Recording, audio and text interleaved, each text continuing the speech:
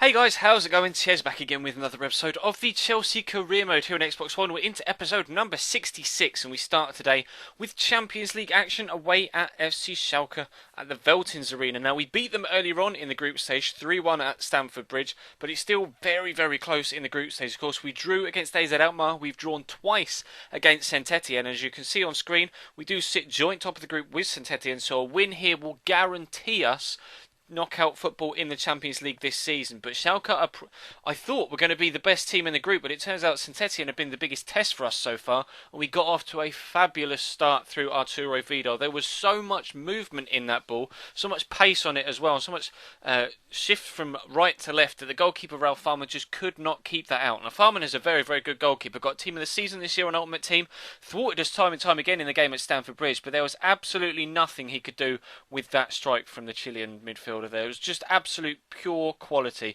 I was delighted to get off to a fantastic early start in this one, considering we're doing okay in the league. We're joint top now with Arsenal after picking up a good victory against them yesterday. Of course, there was a video yesterday as well. Last night was the World Cup final in the Mission Maracanã series. So if you missed that, I implore you, check the channel page and go give that video a watch, show it some support for the World Cup final on the Ultimate Team add-on. But we had a game against Arsenal yesterday and a game against Everton in the league, and we were able to come up with 4 points from those two games in dramatic fashion, especially away at the Emirates. But Ralph Farman denies us yet again there with a shot from Luka Modric, and I think it was Luis Muriel actually. But unfortunately, Jerome Boateng is down injured there, and eventually it is going to cut back to him because he's going to have to come off. I believe it's only a bruised shoulder. I think, if I remember correctly, I do. Bruce shoulder. He's only going to be out for about 9 days or so it's not going to be that bad. And we just rotate on the other centre back we have on the bench, Rafael Varane. A bit of rotation in the side. Unfortunately, the player that was rotated in has now injured himself, so Varane will most definitely be playing first team for the foreseeable future, as will Eliquim Mangala. But Marco Reus is going to pick up an injury here as well. This one, you can see him writhing around in pain. That really does look very, very painful indeed. Now, I was hoping that it wasn't going to be too bad on his knee, because you can get, just like we did with Vidal in the second season, obviously anterior cruciate ligament damage. Now, fortunately, it's only a sprained knee. He's going to be out for 4 weeks, though, Marco Reus. That does look very painful. You could see the way he was twisting and turning on the ground, clearly in a lot of agony.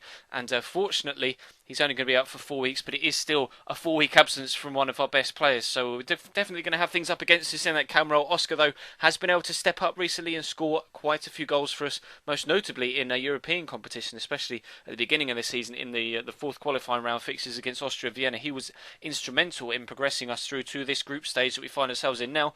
And actually, Schalke stepped it up. They were very, very good at coming towards me. They just weren't very, very good at getting the ball into the back of the net. They were going to create a lot of chances throughout the remainder of this game, but not quite be able to have the killer instinct that they needed, as proved case in point by that header from Kevin Prince Boateng. You really have to hit the target with that at the very least.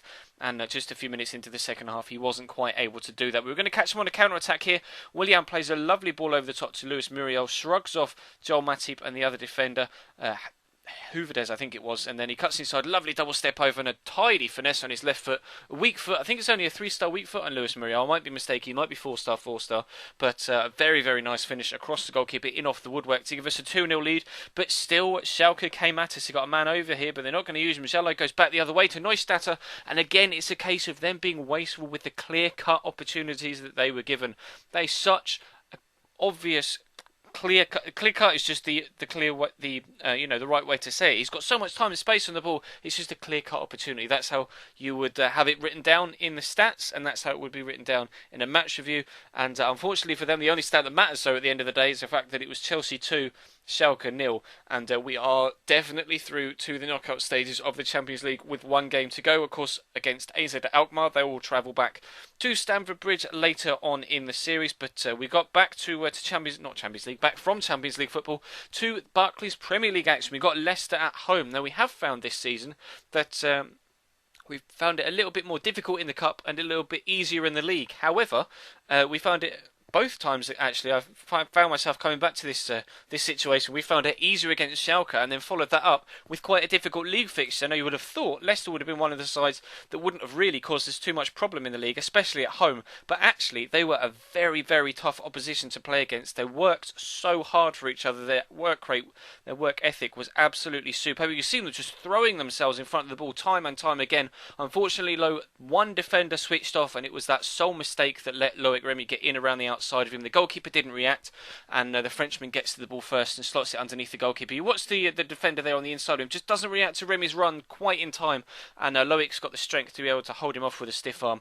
We take a 1-0 lead. Not really too sure why Lucas Piazzon did a little bit of skill there. Perhaps I was feeling a little bit overconfident at the time, but Luka Modric is going to play a gorgeous through ball to Andre Schürrle inside the defender, but unfortunately for us, the goalkeeper makes a very good save actually down low to his right hand side, atoning for the previous error. So if Leicester could get themselves a goal back, then it was definitely going to be game on in this time. They actually gave the ball away to Arturo Vidal. They're dilly-dallying with it on the edge of their own box. Vidal drives around the outside, tries to drill it across, and somehow the goalkeeper just about clings onto that after it pops up off his own defender's foot. Close to an own goal, close to 2-0, but we stay at 1-0. And into the second half we came, and actually Paul Gallagher tore me apart down this right hand side. I got 2 men on him, and he actually whips the ball in very, very well indeed towards Schlupp, but Danny Drinkwater is going to get it on the edge of the box. Somehow I missed the ball with that sliding tackle, not entirely too sure how. Missed the second tackle, missed the third tackle, and Danny Drinkwater is able to bring Leicester back on level terms. Just 5 minutes into the second half, really tidy finish after holding off the defence really well indeed. Actually, I was quite disappointed with myself, but we tried to step things up on the offensive. Marco van Ginkel here trying to get in behind. Richard De Ligt though tries to clear it and smashes it against the Dutchman. We're actually able to set up Andre Schürrle here, and that is an exquisite finish. Honestly, I did not expect that finesse shot to go so perfectly into the top corner. He didn't have much space on him. The ball was the ball was stuck underneath his feet, and he's absolutely dug that one out. Fantastic connection on it. I'll show you a couple of replays. Just look at the way he digs that out with the instep and whips it around the goalkeeper into that far top corner. Andre Schürrle got a player of the season in the first year, and he's definitely proving that he still is every bit that amazing player. And David Nugent actually pushing forward here for Leicester. Danny Drinkwater plays in, Knockhart round the outside. Does me with a drop of the shoulder. Unfortunately, the goalkeeper's able to get down to it and to keep the ball out the back of the net. We're going to try and catch him on a counter-attack, but again, Nugent's tracking back, trying to pick the ball up. It's actually Chris Wood, the striker, the New Zealand striker that shares my name, that was doing the damage for me up top, or for them up top rather. They brought him in off the bench, and unfortunately they were getting a little bit frustrated there, as you might imagine, having so much of the ball on the edge of the box but not really being able to find the space to have a telling shot on target. And eventually we were able to clear our lines and keep the ball away from our back line, but again they were on the attack, but this time we were going to actually effectively catch them on the counter-attack. Lucas Piazzon played in down the left hand side. He does have a lot of pace, but his stamina's dipping a little bit low, so he whips the ball in back post. Loic Remy really unlucky, but good save from the goalkeeper. But then the luck turns the other way around, and Arturo Vidal was able to dive into it, slot the ball underneath the goalkeeper with a lunging finish, and we are going to take all 3 points from this game. A 3-1 win over a very, very plucky Leicester side that were unfortunate, perhaps, not to get anything from the game all told. But if you want to win the league and you want to stay near the top, you have to grind out those victories, and that's exactly what we did. Now, we played Everton in yesterday's game in the league, and that was only a 0-0 draw. This time we're away from home in the snow up at Goodison Park, and it's definitely not going to be an easy game. Like we said in yesterday's commentary, we know all about the threats that Everton pose because of the My Player series, which of course will come to you again tonight at 9 o'clock. Just a little plug, but this is the situation in the Capital One Cup, and the minute in the quarterfinals, Bournemouth are through with a shock win over Spurs after knocking out Aston Villa in the round before, and Arsenal are through with a 3-1 win against QPR, I think it was, in their quarter-final. So those two teams are through to the semis. Vidal trying to score from distance, similar to the fashion that he did against Schalke, but unfortunately this time, even though he's in good goal-scoring form, he wasn't quite able to find even the target, let alone the back of the net. But the conditions made it really, really hard to play good football here.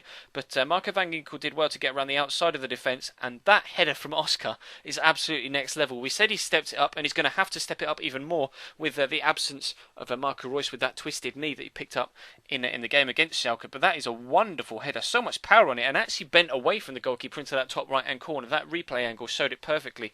Really impressed with that header from Oscar. He's not renowned for his heading ability, but Everton went straight up the other end with a pacey striker Mayuka, and actually brought themselves back on level terms just a couple of minutes after going behind. A really, really nice finish, nice move all told in fact, and Mayuka is celebrating celebrates in dramatic fashion, spectacular fashion, with a few flips, and they brought themselves back on level terms. And they were actually on the attack again towards the halfway point in the first half, but similar to the way we picked up the goal against Leicester, we're actually going to catch them on the counter-attack. Was hoping this wasn't going to bounce, because of course if it bounces in the snow it's going to go absolutely anywhere. Unfortunately though, Alex Pato's shot did go absolutely anywhere, and he shanked it all the way across the goal, and it went a good 5 or 10 yards wide. But we're creating chances, which is a good thing, and unfortunately we're actually going to find ourselves almost going 2-1 down here. Danilo can't quite get the ball away. It's a poor pass out. Stephen Naismith finds Ross Barkley, who is going to drive into the box, give the ball to Darren Gibson, and similar to a couple of the chances that Schalke had, that was clear cut. He had to put that into the back of the net if Evan want to progress in this competition, because we went up the other end. Alexander Pato with another goal, and he dinks it over the goalkeeper, and we find ourselves 2-1 up just a couple of minutes before we went in for the half. A really tidy run, actually. Timed it to perfection in behind the defence, caught the offside trap, almost beat the offside trap, I guess. You see the defender try and step there and mistimes it. Lovely finish from Alexander Pato. That's exactly what he's brought to the side. He's similar to Luis Muriel, but he's got that extra little bit of physical presence, can hold off a defender if he needs to, and he's been scoring goals for us freely this season, which I'm very, very pleased with indeed. Hopefully he can continue that for the rest of the season. But Ross Barkley's getting played in down the right hand side here, stands the ball up for Mayuka, already scored one, and that save from Petr Cech is beyond world class.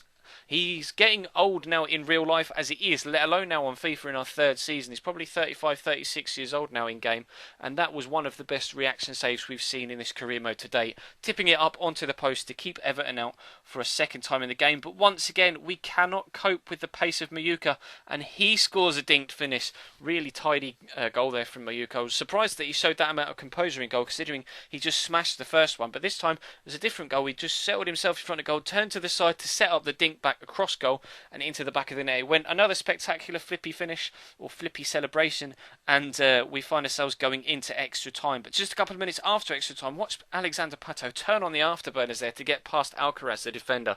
You'll see it from the replay. Alcaraz absolutely panics. You'll see Pato run from behind him, and watch the defender turn and look at Pato. You can see the look of shock on his face as he realises, just there, I'm not going to get to this. Sticks an arm out, can't cope with the sheer power of Alex Pato. Unfortunately, this time he does rifle it on target and into the back of the net, and we go 3-2 up just 2 minutes into extra time. Would have been nice if that goal had came just 2 minutes before extra time, but we were lucky once again here. Hallam Hope with the header, and he's just offside. Petr Cech came out for it, even though I didn't call for him to do so, and they didn't get to the ball. The ball was going into the back of the net. We played a couple of changes. Willian coming on for Quadro Asamoah, and I brought Modric on for Arturo Vidal to solidify things up, and in fact we do eventually just about scrape our way through to the semi-finals of the Capital One Cup. Again, confirmation on screen that Bournemouth are through against Tottenham. I mistakenly said that badge was Rotherham in the previous Capital One episode. I apologise for that. Arsenal beat QPR 3-1. We were correct there. And Wolves beat Bolton 2-1.